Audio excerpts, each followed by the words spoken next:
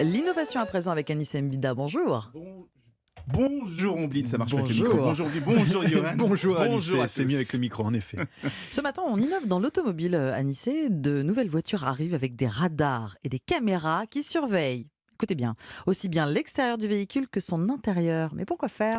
Alors pour l'extérieur, c'est assez facile à comprendre. On va vous prévenir d'un obstacle qu'on n'aurait pas vu. Je sais pas, moi, un vélo qui arrive dans l'angle mort ou un piéton qui serait caché par un camion. Donc c'est assez pratique. Ce qui est nouveau, c'est de tourner les caméras et le radar vers l'intérieur de la voiture. Alors ça va d'abord apporter un petit peu plus de confort. Ça va permettre par exemple d'analyser votre taille pour régler automatiquement les rétroviseurs par exemple.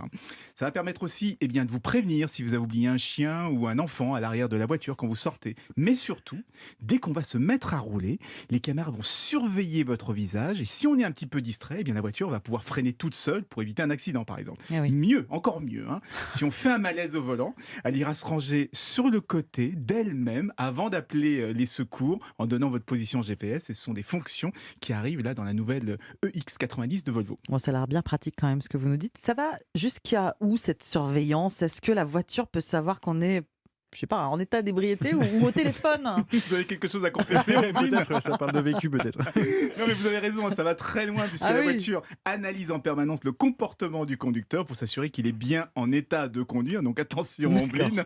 Donc si on ne regarde pas la route ou si on colle trop les voitures, si on zigzague ou si on a l'air complètement éméché, et bien là encore, la voiture va prendre le relais et se garer automatiquement. Donc c'est à la fois un équipement de sécurité, de confort, mais aussi un petit peu un mouchard. Oui, on peut le dire. Un petit mouchard, on n'a pas trop envie d'acheter une voiture comme ça, mais est-ce que les gens vont plutôt acheter finalement? Alors moi je pense qu'ils n'auront pas le choix, parce qu'au Japon par exemple, il y a déjà des cars scolaires qui sont équipés de ce genre de technologie, ce qui est plutôt une bonne idée quand même, pour éviter qu'il y ait des accidents.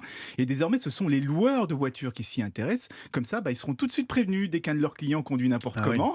Ça va même leur permettre de désactiver la voiture à distance et de facturer une surprime, encore une fois, automatiquement. Donc méfiez-vous, n'importe qui pourrait tomber sur ces voitures mouchards à Voiture l'avenir. mouchard de l'avenir. Merci beaucoup Anissa Mbida. C'était Merci, l'innovation sur Europe 1. Europe Matin.